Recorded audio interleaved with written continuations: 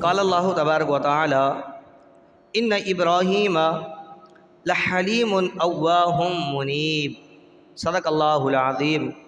اللہ رب العزت نے اس قرآن پاک کی آیت مبارکہ میں حضرت ابراہیم علیہ نبینا علیہ الصلاۃ والسلام کے 3 اوصاف کا ذکر فرمایا ہے۔ اللہ فرماتا ہے کہ حضرت ابراہیم علیہ نبینا علیہ الصلاۃ والسلام بہت زیادہ حلیم یعنی کہ حلم والے تھے، اور آپ اواہن بہت زیادہ آہیں بھرنے والے یعنی کہ خوف خدا رکھنے والے، اور تیسرا آپ منیب تھے۔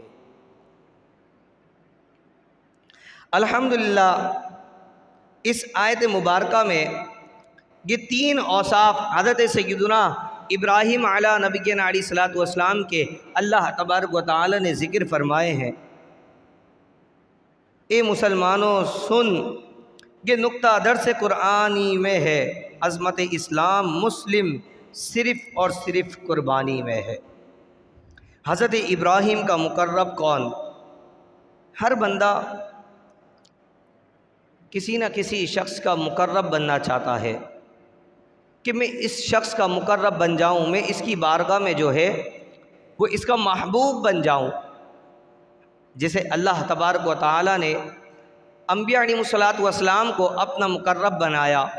اللہ تبارک و تعالی قرآن مجید فرقان حمید میں ارشاد فرماتا ہے ان اول الناس بابراہیم الذین اتبعوہ، یعنی کہ بے شک اللہ تبارک و تعالی کے بندوں میں حضرت ابراہیم علیہ نبینا علیہ الصلوۃ والسلام کے سب سے زیادہ محبوب حقدار وہ ہیں جو ان کی اتباع کرنے والے ہیں۔ مفتی احمد یار خان نعیمی رحمۃ اللہ تعالی علیہ اولا الناس، اولا کے 2 معنی بیان کرتے ہیں۔ آپ فرماتے ہیں یا تو اس کا معنی ہے قریبی، اور دوسرا اس کا معنی ہے حقدار۔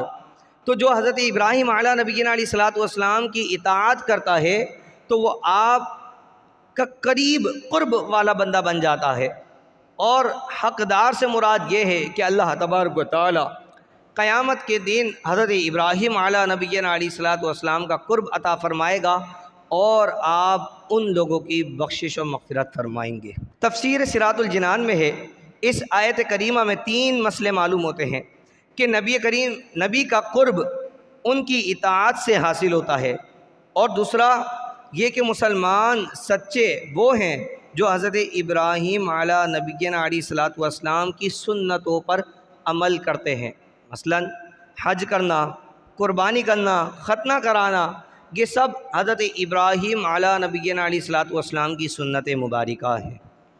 تیسرا مسئلہ یہ معلوم ہوا کہ بزرگوں کا یعنی اللہ والوں کا قرب پانا بخشش کا ذریعہ بنتا ہے۔ واللہ ولی المؤمنین، اس آیت مبارکہ میں اللہ نے فرمایا کہ بے شک اللہ ایمان والوں کا مددگار ہے۔ مفتی احمد یار خان نعیمی رحمۃ اللہ تعالی علیہ اس آیت مبارکہ کے تحت فرماتے ہیں کہ معلوم ہوا نیک اعمال براہ راست نجات کا ذریعہ نہیں ہے، بلکہ نیک اعمال قرب پیغمبر کا ذریعہ ہے، اور قرب پیغمبر خدا کا وسیلہ ہے، اور قرب خدا رحمت اور مغفرت کا ذریعہ ہے۔ اس آیت کریمہ سے معلوم ہوا کہ اگر حضرت ابراہیم علیہ نبینا علیہ الصلوۃ والسلام کا قرب چاہتے ہیں، ان کی سیرت اور کردار اور ان کی پاکیزہ عادات سے روشنی لینا اور ان جیسے اعلیٰ اوصاف اپنانا بھی ضروری ہے۔ حضرت ابراہیم علیہ نبینا علیہ الصلوۃ والسلام کے 3 اوصاف اللہ تبارک و تعالی نے ذکر فرمائے کہ آپ حلم والے، حلیم ہیں، حلم والے ہیں، آپ آہیں بھرنے والے یعنی کہ خوف خدا رکھنے والے، اور منیب یعنی کہ اللہ کی راہ میں قربانی کرنے والے۔ یہ 3 اوصاف اللہ تبارک و تعالی نے حضرت ابراہیم کو عطا فرمائے۔ اب ان کی سیرت کا مطالعہ کرنے کے بعد ہمیں یہ سیرت ان کی درس دیتی ہے کہ ہمیں ان 3 اوصاف کو اپنانے کی ضرورت ہے۔ سب سے پہلے حلم۔ حلم کسے کہا جاتا ہے؟ حلم کا معنی بردباری، نرم دلی۔ امام غزالی رحمۃ اللہ تعالی علیہ فرماتے ہیں آدمی کو غصہ آئے اور وہ کوشش کرے کہ تکلف کے ساتھ نفس کو مجبور کر کے غصے کو دبائے تو اس عمل کو قزم الغیظ یعنی غصہ پی لینا کہا جاتا ہے۔ اگر بار بار اسی طرح غصہ پینے کی مشق کی جائے کہ اگر غصہ آئے پھر اسے دبا لیا جائے تو اسے حلم کہا جاتا ہے۔ اب کسی شخص کو غصہ آیا اور غصہ آنے کے باوجود اگر وہ اپنے سامنے والے سے بدلہ نہیں لیتا، اپنے غصے کو قابو کرتا ہے اور اس کو اپنے نفس کے خلاف استعمال کرتا ہے۔ نفس کیا چاہتا ہے؟ جب غصہ آئے، یا ایک بات اور مجھے یاد آئی، ایک اللہ کے بزرگ نے ایک شیطان سے سوال کیا کہ تو انسان کو کس وقت سب سے زیادہ اپنے ہاتھ میں لے لیتا ہے، یعنی کہ اس سے جو چاہے وہ کرواتا ہے؟ شیطان نے کہا 3 وقت ایسے ہیں کہ میں انسان کو اس وقت جو چاہے اس سے کروا لیتا ہوں۔ تو اس میں سب سے پہلے نمبر پہ جو اس نے بتایا، کہا کہ غصے کے وقت جب انسان کو غصہ آتا ہے تو یہ میرے لیے اتنی آسانی ہو جاتی ہے کہ جس طرح جانور کے ناک میں نکیل ڈال دی جائے اور نکیل کو پکڑ کے جس سمت جانور کو چلایا جاتا ہے جانور اسی سمت چل جاتا ہے۔ شیطان نے کہا غصہ میرے لیے وہ نکیل کی مانند ہے کہ جب بندے کو غصہ آتا ہے تو میں اس کی نکیل پکڑ کر یعنی کہ اس کو اس وقت جس سمت چاہے میں اس کو لے جاتا ہوں۔ یعنی کہ میں اگر کسی کا قتل کروانا چاہوں تو غصے کی حالت میں میرے لیے آسانی ہوتی ہے کہ میں اس کا دوسرے بندے کا قتل کروا دیتا ہوں۔ چوری کروانا چاہوں، ماں باپ کی نافرمانی کروانا چاہوں، یہاں تک کہ الغرض جو گناہ کروانا چاہوں میں اس بندے سے غصے کی حالت میں کروا لیتا ہوں۔ غصے کے وقت سب سے آسانی ہے میرے لیے۔ تو اللہ تبارک و تعالی نے حضرت ابراہیم علیہ نبینا علیہ الصلوۃ والسلام کا جو وصف بیان فرمایا حلم، اللہ نے فرمایا سب سے زیادہ حلم والا بندہ حضرت ابراہیم علیہ نبینا علیہ الصلوۃ والسلام ہے۔ اللہ پاک ہمیں بھی حلم کی دولت نصیب فرمائے۔ ہمارے ہاں عموماً حلم اور برداشت کی کمی پائی جاتی ہے۔ والد اگر اپنے بچوں کو سمجھاتا ہے تو بعض اوقات 1 بار 2 بار سمجھانے کے بعد والد بھی غصے میں آ جاتا ہے اور غصے میں لال پیلے ہو جاتے ہیں۔ بھائی کو سمجھائے، گھر میں کسی کو نیکی کی دعوت دینی ہو، باہر کسی کو نیکی کی دعوت دینی ہو تو لوگ تھکے جملے بولتے ہیں، مثلا تجھے 1,00,000 بار سمجھایا تیری سمجھ میں نہیں آتی۔ اگر وہ پھر کوئی غلطی کر دے تو تیرے دماغ میں کیا بھوسا بھرا ہوا ہے، تجھے سمجھ ہی نہیں آتی ہے۔ یہاں تک کہ مطلب اس طریقے کے جملے کہے جاتے ہیں جس سے سامنے والے کو اور غصہ آ جائے، یہاں کہ وہ اس غلطی کو چھوڑنے کے بجائے یا وہ اسلام کے قریب آنے کے بجائے وہ اسلام سے اور دور ہو جاتا ہے۔ یا پھر اگر کسی پر کوئی بس نہیں چلتا اور سامنے والا وہ پھر غلطی کر بیٹھے، اب ہمیں پتہ ہے ہم اس کو تیش میں آ کے نہیں بول سکتے، تو پھر کیا ہوتا ہے کہ بندہ اپنے دانت پیسنا شروع کر دیتا ہے۔ اگر غصہ آئے، بہت زیادہ غصہ آ رہا ہے اور پتہ ہے میں سامنے والے پر اپنا غصہ نہیں نکال سکتا، تو پھر بندہ اپنے دانت پیسنا شروع کر دیتا ہے، یوں کرنا شروع کر دیتا ہے، بعض مٹھی دبا کے یوں غصہ نکالنا شروع کر دیتے ہیں اپنا۔ کاش ہمیں اللہ تبارک و تعالی حلم کی دولت عطا فرمائے۔ تو عطا حلم کی بھیک کر دے، میرے اخلاق بھی ٹھیک کر دے، تجھ کو فاروق کا واسطہ ہے، یا خدا تجھ سے میری دعا ہے۔ یہاں ذکر کیا گیا کہ جو حلم والا ہے اللہ تبارک و تعالی بھی اس کی مدد فرماتا ہے، اور اللہ تبارک و تعالی کے فرشتے حلم والے کے مددگار ہوتے ہیں۔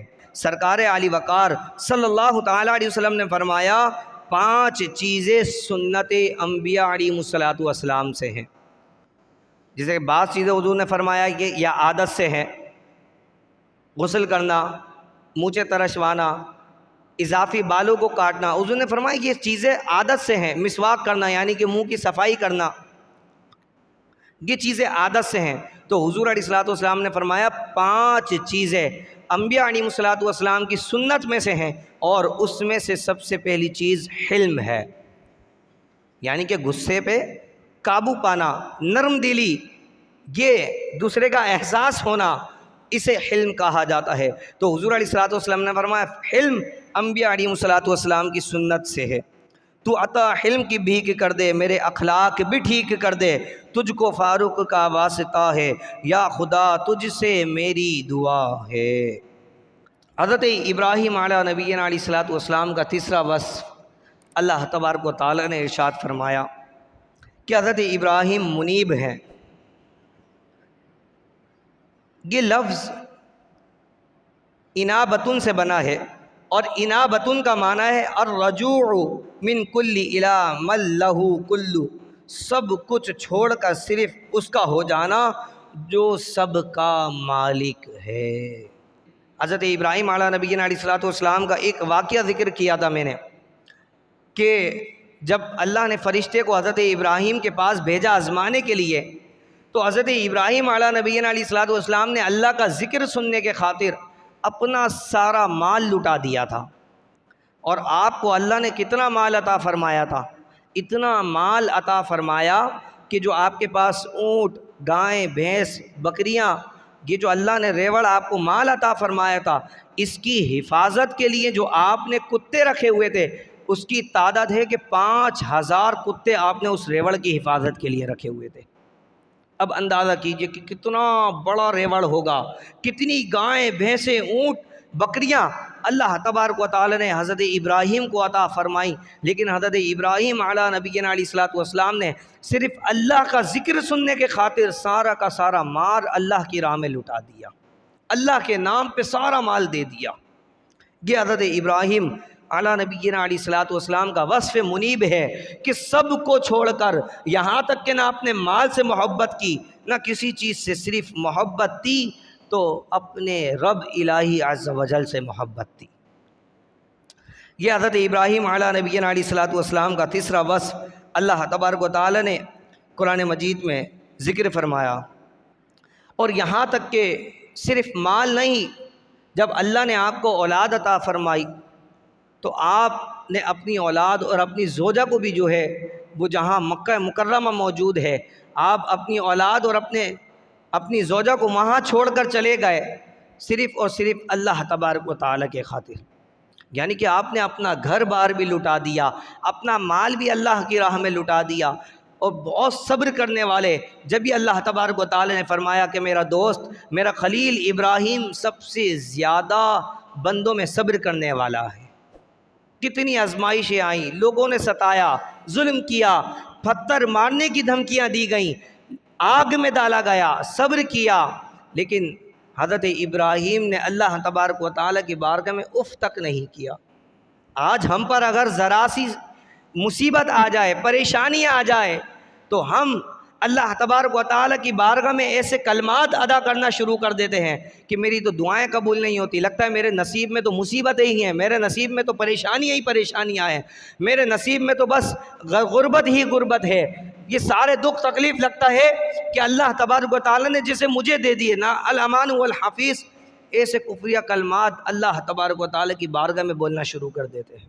اور قربانی کا مقصد صرف یہ نہیں، قربانی ایک واجب ہے، وہ واجب ادا ہو گیا۔ جس نے قربانی، جس کو اللہ نے استطاعت عطا کی اور جس پر واجب تھی، جس نے یہ قربانی کی اس نے یہ واجب عطا کر لیا۔ لیکن حضرت ابراہیم کی سیرت ہمیں کیا بتاتی ہے کہ صرف یہ مال کی قربانی، جانور کی قربانی نہیں ہے، بلکہ ہمیں اپنے نفس کو بھی اللہ کی راہ میں قربان کرنا ہے۔ یہ 3 اوصاف اپنانے کی ضرورت ہے کہ حضرت ابراہیم کا حلم کا کہ یعنی کہ جب غصہ آئے تو اپنے غصے پہ برداشت کرنا ہے۔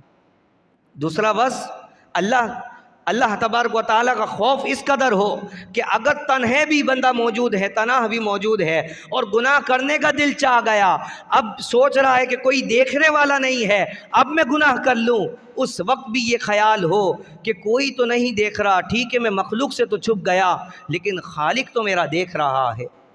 اگر جس کے دل میں یہ خیال آ جائے تو امام غزالی رحمۃ اللہ تعالی علیہ احیاء العلوم میں فرماتے ہیں کہ جب بندہ تنہا ہو اور گناہ کرنے کا خیال ہو، جب یہ خیال آئے کہ کوئی تو نہیں دیکھ رہا لیکن میرا رب مجھے دیکھ رہا ہے، تو اس کو گناہ کرنے پر شرم آ جاتی ہے، حیا آ جاتی ہے، اس حیا کی وجہ سے بندہ گناہ سے رک جاتا ہے۔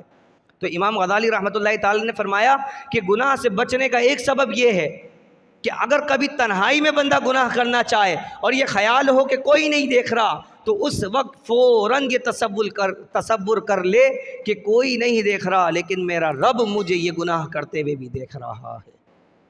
پکڑ تو میرے رب کی ہے، قیامت کے دن حساب میرے رب نے لینا ہے۔ آج ہم اپنی تعریف کرنے کے لیے کہ لوگوں کے سامنے میری تعریف کی جائے، لوگ مجھے نیک سمجھیں، لوگ مجھے اچھا سمجھیں۔ دیکھیں، لوگ اچھا سمجھیں گے تو وہ صرف اور صرف دنیا کی حد تک رہے گا۔ آنکھیں بند ہوئیں، بندہ قبر میں گیا، پھر کیا ہوگا؟ پھر تو اپنے رب کے حضور حاضر ہونا ہے۔ تو ہمیں بندوں کو راضی نہیں کرنا، بلکہ ہمیں رب تبارک و تعالیٰ کو راضی کرنا ہے۔ تیسرا وصف حضرت ابراہیم علیہ نبینا علیہ الصلوۃ والسلام کا جو منیب تھا، وہ اسی چیز کا درس دیتا ہے کہ اللہ کی راہ میں اپنا مال بھی خرچ کرنا ہے، لیکن مال خرچ کرنے کے ساتھ ساتھ اپنے نفس کو اور اپنے آپ کو بھی اللہ کی راہ میں قربان کرنا ہے، یعنی کہ گناہوں سے بچنا ہے۔ اللہ تبارک و تعالیٰ کی بارگاہ میں دعا ہے، اللہ تبارک و تعالیٰ ہمیں حضرت ابراہیم علیہ نبینا علیہ الصلوۃ والسلام کے یہ تینوں وصف اپنانے کی توفیق عطا فرمائے۔ آمین۔ وآخر الدعوانا ان الحمد للہ رب العالمین۔